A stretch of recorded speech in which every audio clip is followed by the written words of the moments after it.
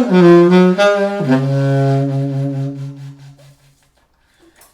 guys, welcome back to my channel where we talk about saxophone, musicianship, and overall health and well-being of a musician. Today I want to talk about something that we've been talking about for the last few months. We've been talking a lot about Johnny Hodges and his beautiful, silky smooth sound when he plays ballads. But today I want to talk about one of his specific techniques that he uses, the glissando. That's what I started out the video with, was some examples of how he slides up in the glissando and then slides down. And this video is a full breakdown on how you can build up this technique. So this video is going to be a long breakdown, very minimal editing. It's just going to be how do you go from ground zero, not knowing how to do this at all, to being able to do the full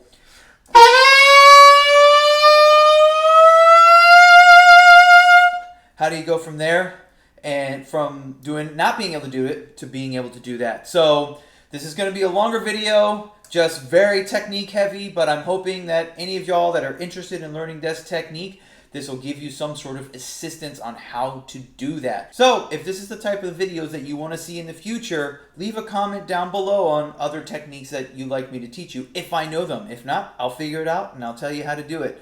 Leave a comment down below, hit that like button, and click subscribe so that you know when I have future videos that come out. So let's get into the meat of it. Hey y'all, this is Editing Royce.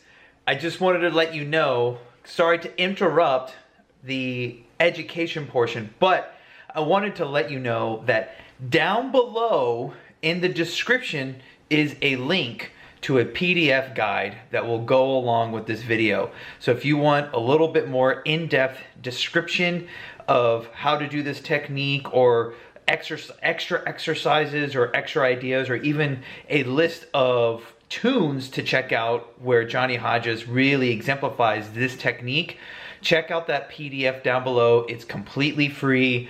Click the link, put in your email, and we'll see you the rest of the video. All right, back to the scheduled programming. Let's go. All right, so how do you start building up this technique of glissandos, scoops, bends? So bends being where you hit a note and you go down and back up. That's a technique that Johnny Hodges uses every so often. He'll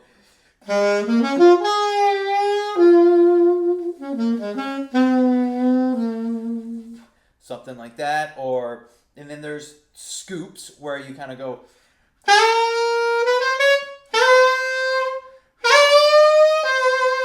not as quite as big as the glissandos where you have the scoops. And then the king of it all, the big thing that he's really known for is the big gliss.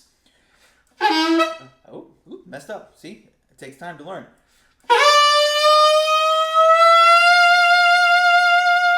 And there's different ways that he does it. There's kind of two different glissandos he does. One that is just like a long gliss, and one that I call the belly gliss. And the belly gliss is where you hit the note on the bottom, like that, like the D. You hear that bottom note, and then there's sometimes he just does a gliss where he just glisses up to it.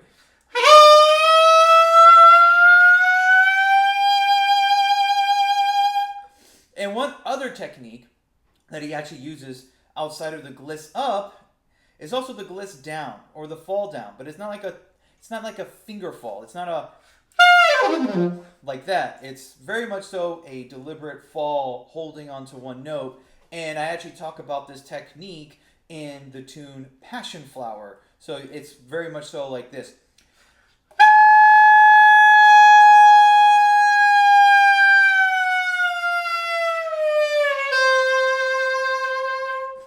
So that's another technique that he kind of uses. So there's these scoops, bends, glissandos, these long falls. So we're going to start out on how do you figure out how to do some of these techniques, these extended techniques. So let's get into it, right? All right. So the first thing you need to make sure that you can do on the saxophone is make sure you have control of your embouchure and that you're actually getting a good tone. That is the basis, like really the basis. Like Johnny Hodges, even though he does these extended techniques of scoops, bends, and glissandos, he has a basis of a good tone. So you want to have good air support, good breath support, good embouchure strength, so that you can make sure you're holding on to that note. So really, the first thing is getting that embouchure going, getting that breath work, doing them long tones. All right, so you want to start out with the long tones.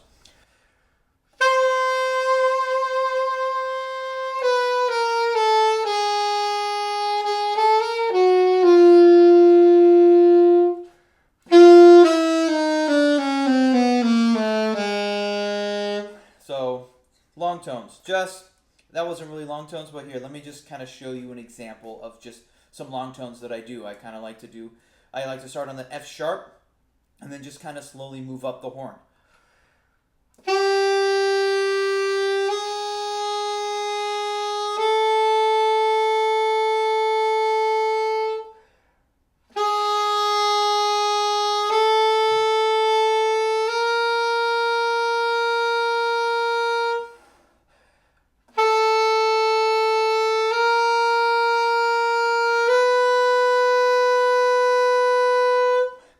So when you think about your embouchure, you want to make sure that there's no right or wrong. If you want to have a little more bottom lip, if you want to roll it in, it depends on the sound that you want to achieve.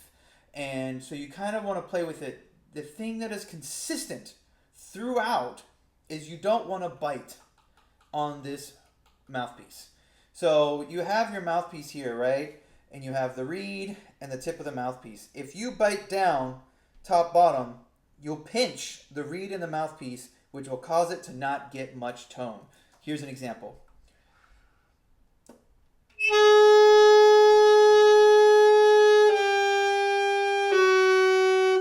You hear how constricted that sounds? You hear how just tight that sounds? When you think about putting your mouth on the mouthpiece, you want to have pressure on the corners of your mouth, on the sides. Because see, if you have the mouthpiece here, and then you're putting pressure on the sides, then you're not really going to get, so you have that mouthpiece, if you're putting pressure on the sides, you're not pinching that bottom reed and the top part. So really, most of the time, throughout all the different ways of playing saxophone, classical, jazz, funk, whatever, you don't want to be biting on that reed if you want to have a more open sound. So now, notice the difference. I'm going to do a biting kind of on top down, up, top down, up on the top and on the bottom, and then I'm going to push on the sides, right? So.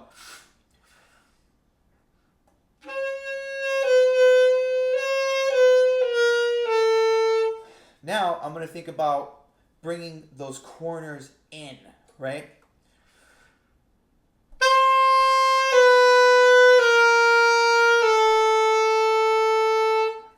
Hear the difference? Hear how much more open it sounds? Hear how much fuller the sound is? And now the debate of, do you roll in your lip? Do you do double lip? Do what's comfortable for you. And do whatever sound you're trying to achieve, right? If you're rolling it in a little more, you might be getting a little bit more of a different sound. So like, experiment with that. Like, let me just show you. Like, I'm going to roll it in just a little bit more.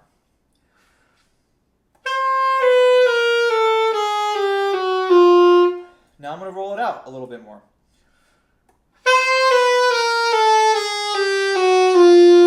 Now I'm going to do double lip.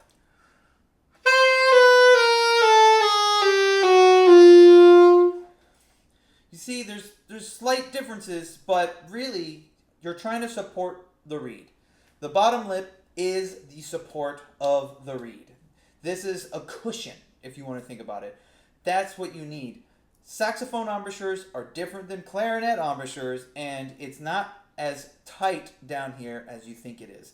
So think about corners in, corners in. So that is the basis. Make sure you're getting a good sound and getting a good tone before you start doing any of all these other techniques.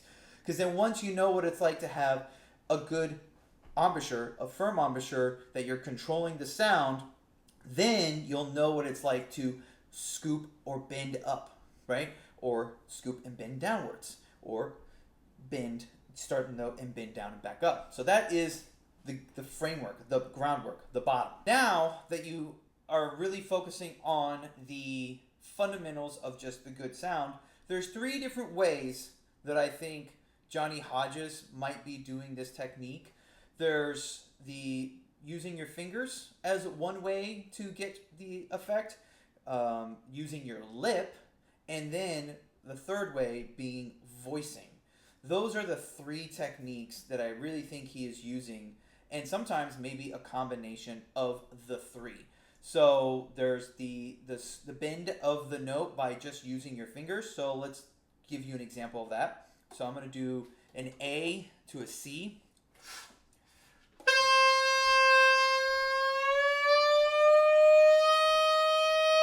So I'm trying to make sure I'm just holding on to this and just doing it all fingers.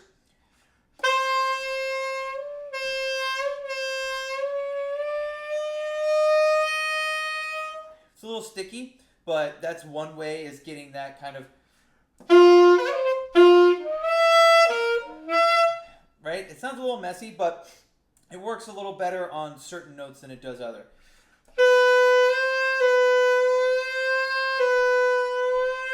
So one of the ways you do that is really just slowly raising the key. So that was a G sharp to an A.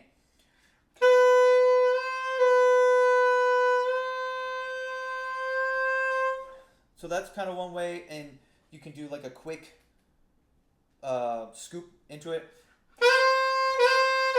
But that's more like a gliss than anything else.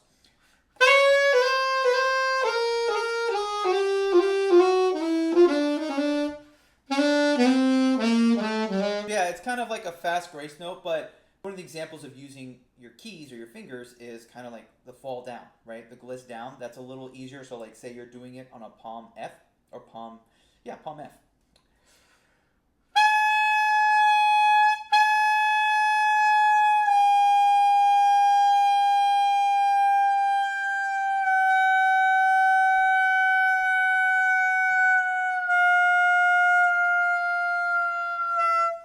So you hear there's a little bit of fall, and then there's a certain point where it kind of wants to just hit the next note. So that's why I don't think that's the only thing he uses, but it's kind of the first start. It's kind of first getting you thinking about, you know, using the saxophone and doing some like half tones, some quarter tones, some tones in between, so sliding in between the notes. So that's the first thing to try out. So just try out just experimenting with just using your fingers.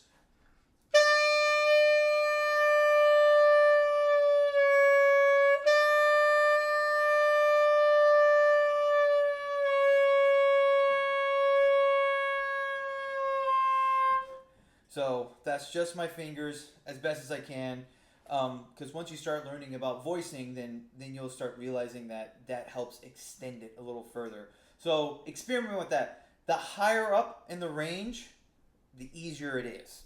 Also, the less fingers that you use, the easier it is. So like if you try to do that on the lower register of the horn, it's not going to work as well. Like here, let me give you an example.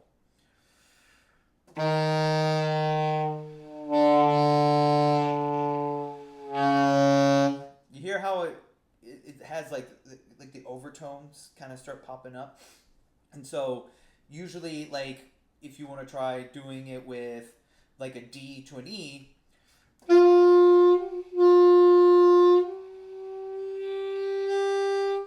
right? It doesn't have as much scoop into it, but just experiment with that. I don't really completely think that's the main technique, but that's just a start.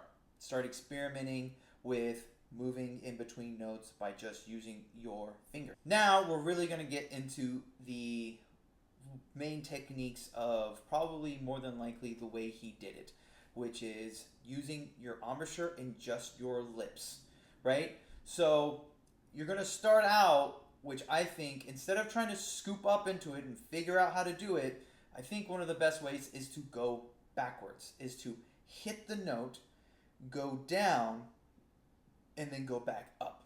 And this is not going to sound pretty because it's your first time doing it, so it's going to sound really tough. You might end up dropping an octave. I would recommend doing this in the upper register of the horn just because the notes are closer together and you can more easily get some sort of bending effect.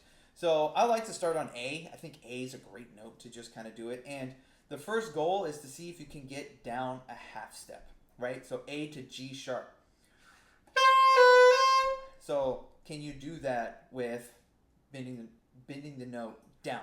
So remember, corners and then cushion on the reed and then just hit the note, bend down as far as you can, and then bend back up. The goal is, over time, is to be able to bend down a half step and then maybe a quarter step. A half step is definitely the easiest. So you can just start out this way.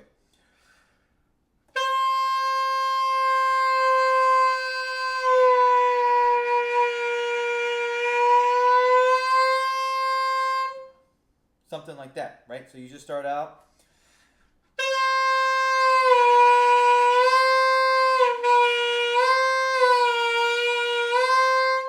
So you can start small. If you can't do a full half step, just see, that was very small. And then you can increase it from there.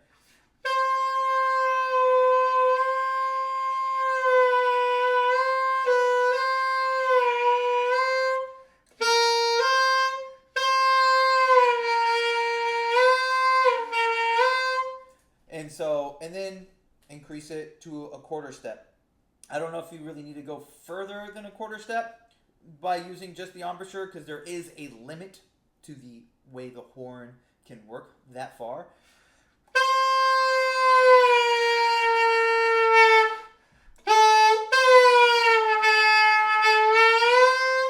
Maybe a minor third, but for the most part, half step, quarter step, more than enough to get that bend. There you go. That's one of the first technique Johnny Hodges uses. He doesn't do a full half step bend. They're usually small. He kind of goes.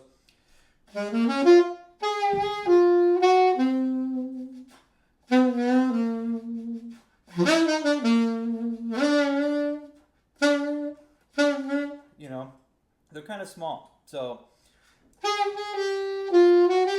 but right now we're over exaggerating just so that you can get used to that feeling, right? It's better to over exaggerate and then you can just tighten it up and bring it back. Because if you're not over exaggerating, then you're really not going to know how that's working. So that is the technique of the bend. And now that you know the bend, you know what it feels like to have your embouchure at the bottom of that bend, and then you can scoop up, right?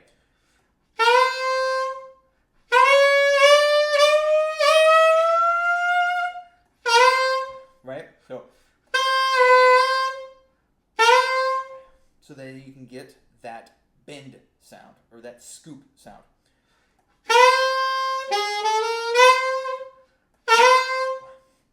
So now that you have, and then just practice doing that. Like I said before, it's usually easier to do it on notes that are in the upper register of the horn or that have fewer notes. Can you do them on the middle of the horn? Sure, most definitely. It's a little trickier, but you can definitely do it.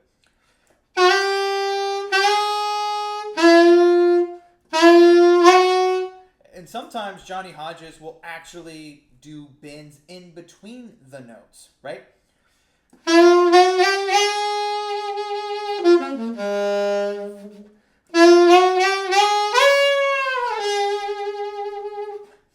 So practice doing that, and then what you can also do is maybe find a Johnny Hodges recording where he kind of does those things and try to match the way he does that. That is kind of like the best way to figure out how to do it. It is, once you learn this technique of scooping, you also want to be mindful how much you scoop, right? It's kind of like a seasoning. It's the salt on a dish. It adds flavor to a melody that you're playing, but if you're using it too much, it can definitely ruin the melody of a song, right?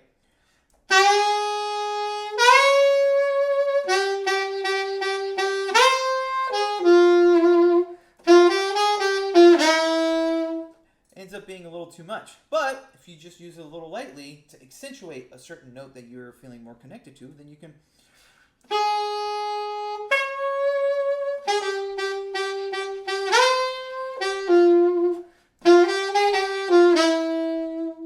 See, I only used it twice there. And so think about how you want to use that. So now you know that you can start the note and bend down. You can start the note, bend down and back up. And then you over exaggerate that so that you can really feel what it feels like on your horn, but also just to overdo it. It's not going to sound pretty, but you just do it because you want to experiment with how does that sound. So hit the note, bring it down. Hit the note, bring it down, back up. And then over exaggerate it and then tighten it. Tighten it to where the way you want to feel it. Now, there are some saxophone players, other saxophone players that will take their time on like bending a note. Dexter Gordon is a saxophone player who kind of really, sometimes really.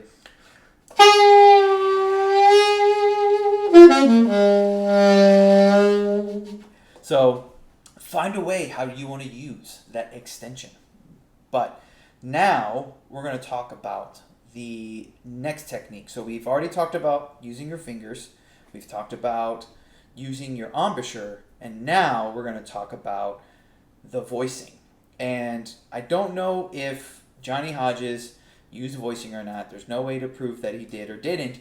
But I find that voicing is definitely a great technique to use, especially when you're trying to get those long glissandos up and down.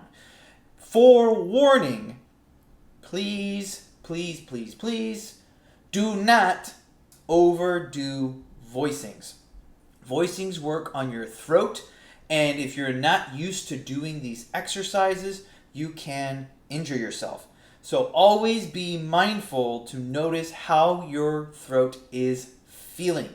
I would say if you're doing any sort of voicing technique, any sort of that sort, maximum 15 minutes per day. You know, like you don't need, I would say 10 minutes is more than enough. Because anything more than that, especially, it's a muscle. Imagine if you've never went to the gym and you decided to do, 500 push-ups. You're going to be extremely sore and you might actually cause injury. So take it small, little bits at a time. But over time, practicing it daily and building it up, you will be able to build up this technique. So now, this is the voicing section. And one of the best ways to really learn voicing is actually, I know there's voicing techniques and overtone techniques, but really one of the best ways that you can also learn it is on the palm keys and learning how to bend a note down without using your mouth, right? So, two of my favorite notes to do that on the alto saxophone or even tenor is the palm D here, or the front F, using the front F technique here. So those are the two places that I really like to use the voicing technique of bending down. So here's an example of how to do that. I'm not going to move my mouth. I'm just going to just everything with my voicing and throat.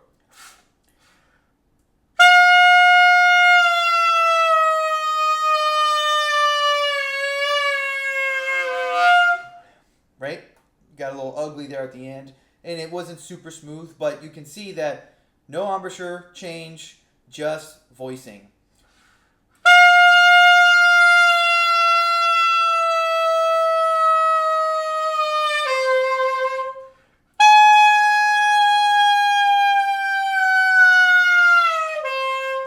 So, how do you start doing this technique? You want to feel how your tongue and the back of your throat feels. You're kind of changing the direction of your throat and your tongue, and it's very much so similar to if you were singing, right? If you were singing, you would how do you change the note? You change the shape of your throat. So or you're basically doing that feeling in your throat with the saxophone in your mouth. You're not actually singing or making sound from your mouth, but you're using that same feeling. So start small. Just see if you can just get a half step. Start on the palm key D and see if you can get a half step. So that's a half step.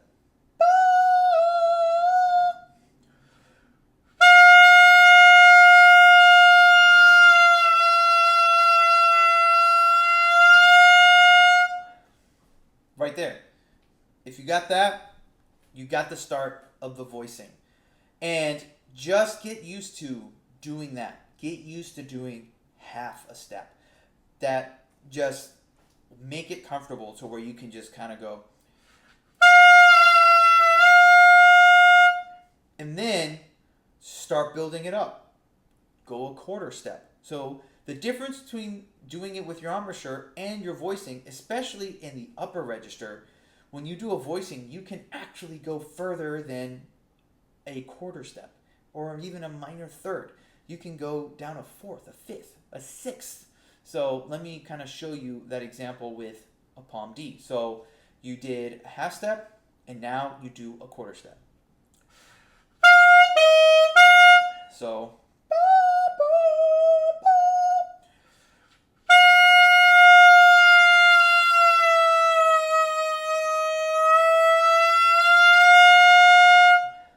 you got that quarter step, right? Now do a third.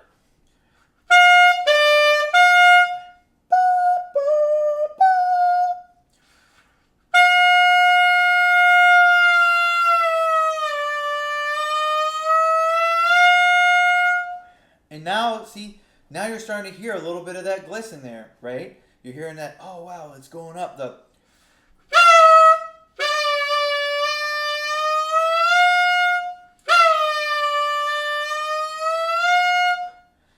That minor third. Now a fourth. Oh no, major third. I skipped the major third.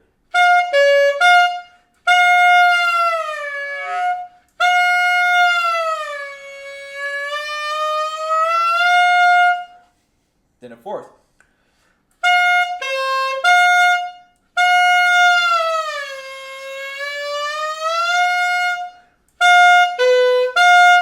Tritone.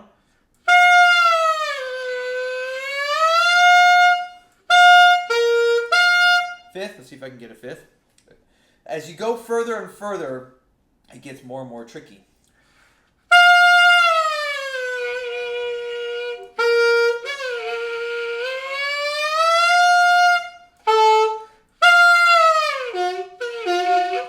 Yeah, I think I've reached the limit, at least on the palm D. But if you do the front F, as I said earlier, sometimes you can go a little further. So like,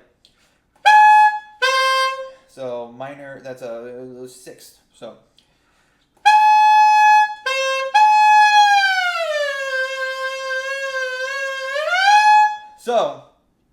slowly build that up.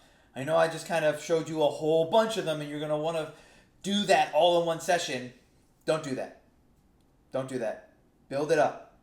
Build up the half step. Once you're comfortable with that, get the quarter step. Once you're comfortable with that, then, you know, a minor third, then a minor fourth, and then, or not a minor fourth, but a minor third, a fourth, and then tritone, fifth, sixth, right? And then you can just slowly build it up there. Now, I feel like once you get to the sixth, you're fine. And here's the magic thing, is combining all of them together. And that's what I think is the best way to get the big glissando. Now that you know on how to go down and back up, experiment with starting at the lower voicing and bringing it back up.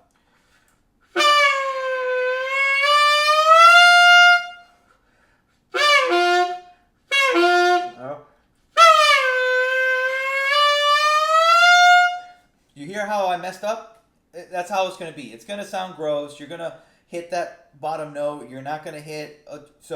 But try to see where you can get that voicing low and see what it's like to start lower and go up.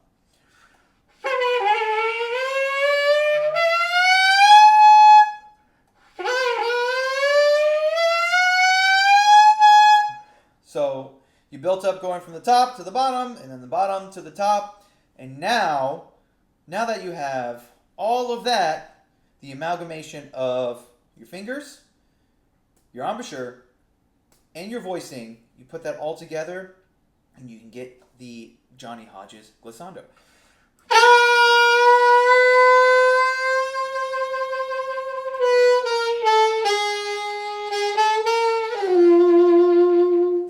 So that's kind of the technique right there. Especially when I do to the side D, you can hit the note, embouchure loose, and then I'm slowly releasing these little keys here and slowly really getting into the key here. So I'm using all the techniques.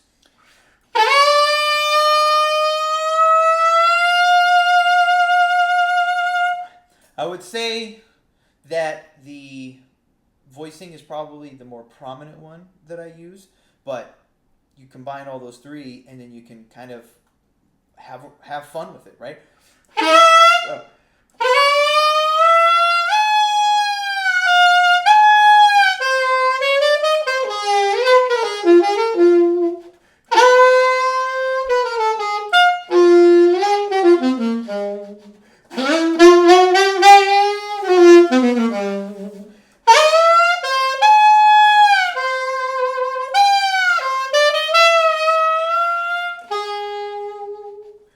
So try it out, combine it, figure out ways on how you want to incorporate it into your own playing. That's kind of the way you did it. Hopefully this video is a good assistance on you learning this technique.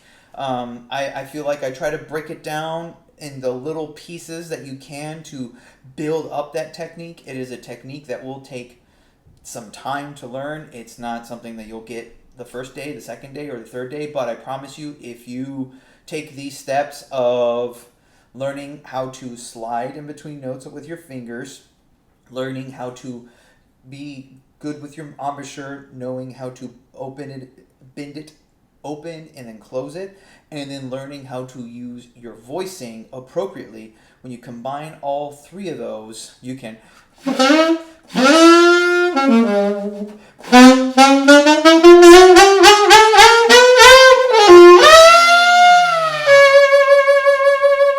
So you can combine all those techniques and get that sound that Johnny Hodges does of scooping, bending, glissandoing.